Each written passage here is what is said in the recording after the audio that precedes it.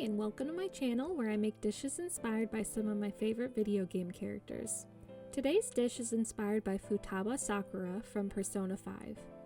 I think that a lot of us, as gamers, can relate to Futaba in many ways. She's quirky, she's different, she's endearing, and she launches herself headfirst into her hobbies and likes. She's a bit dorky, but so adorable at the same time, and obviously she's very smart and skilled at what she does. I love her voice actress Erica Lindbeck in everything that she does, so getting to hear her as your navigator in a Persona game is a huge plus and makes it so that the guidance you receive always puts you in a good mood. I think it's hilarious that Futaba gives off a little gremlin-like vibe sometimes, especially when she's messing with Yusuke. As I got to know Futaba through the game, I loved seeing her overcome her fears to step out into the world more, even after her tragic past with her mother. It made me feel good as a player to help bring Futaba out of her shell and be the one there for her as she attempted to fight her shyness. When thinking of a dish for Futaba, I felt that there were loads of possibilities because she doesn't seem like an extremely picky eater. She seems the kind to shove really any food of any kind into her mouth as she scrolls on her computer. Since her stepdad Sojiro runs a cafe, I wanted to do something with a coffee inspiration, but I didn't want it to be the main part of the dish. I know that Futaba is really into anime, manga, and other otaku culture, so I wanted to make something with some kind of Japanese influence. Lastly, something that I couldn't get out of my mind was Futaba's bright orange hair. What's something orange that goes well with coffee? Pumpkin. Therefore, I decided on pumpkin mochi waffles with a coffee-flavored whipped cream that would definitely satiate Futaba when she hungers. Here's what you'll need to make these bona fide waffles. For the waffles themselves, you'll need all-purpose flour, mochiko or glutinous rice flour, salt, granulated sugar, baking powder, cornstarch, whole milk, pumpkin puree, cinnamon, ground ginger, nutmeg, vanilla extract, and 2 large eggs. For the coffee whipped cream, you'll need heavy cream, light brown sugar, espresso powder, and vanilla extract. The first step is to start preheating your waffle iron so that it's nice and hot when our batter is ready to go. We'll then start bringing the batter together. In a medium mixing bowl, we'll add 3/4 cup of all-purpose flour, 1.5 cups of mochiko or glutinous rice flour, a 1/4 teaspoon of salt, a 1/4 cup of granulated sugar, 1 teaspoon of baking powder, and 1 teaspoon of cornstarch. We'll whisk the bowl up to evenly distribute all of the dry ingredients. We can then introduce our wet ingredients. Into the bowl, we'll add 1 cup of whole milk, 2/3 cup of pumpkin puree, a 1/4 teaspoon of cinnamon, an 1/8 teaspoon of ground ginger, an 1/8 teaspoon of nutmeg, and 1 teaspoon of vanilla extract.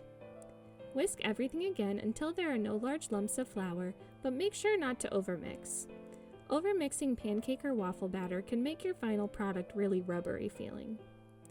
We'll then add in our 2 eggs, but we'll add them one at a time, fully mixing and incorporating until smooth between each addition.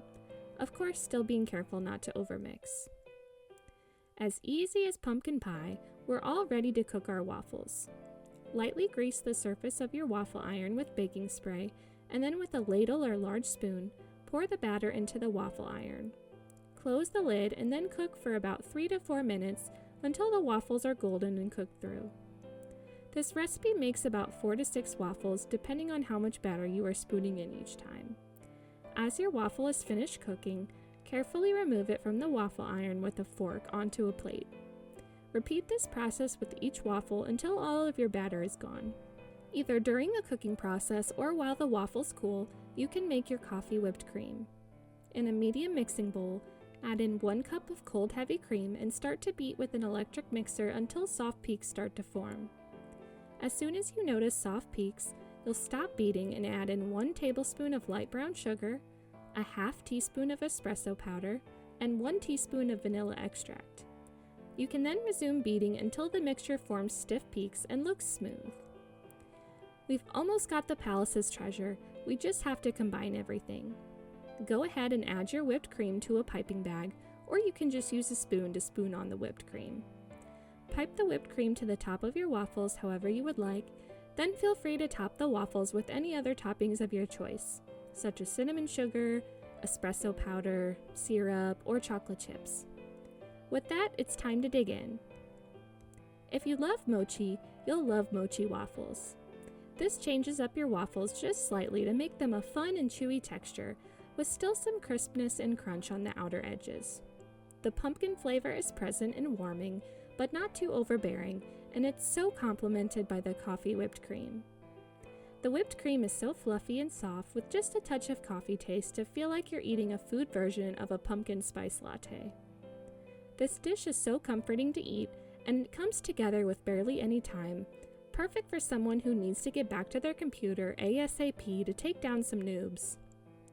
I like to imagine that Futaba's mother used to make waffles a lot for Futaba, and she would scarf them down alongside Sojiro's coffee. I feel like when Futaba was down in the dumps once, Joker heard Futaba mention her mother's homemade waffles and decides to make an edible reminder of both of her parents. When Futaba walked into LeBlanc and smelled the homey smell, she would start tearing up and hide her tears behind the shine of her glasses. It would give her proof that it really was worth it to make friends and put herself out there and outside of her room.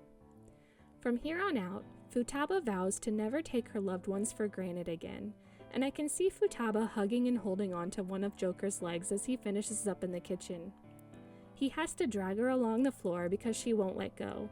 That is, until he tells her it's all ready to eat. "Here come the buffs," she'd exclaim as she dug her fork into the dish with joy, and Joker would simply shake his head at how dorky and lovable she is. The recipe card is in the video description if you'd like a more quick and concise version to give it a try. Like if you want a bite, subscribe for more geeky treats, and comment what foods Futaba reminds you of. Thanks for following along.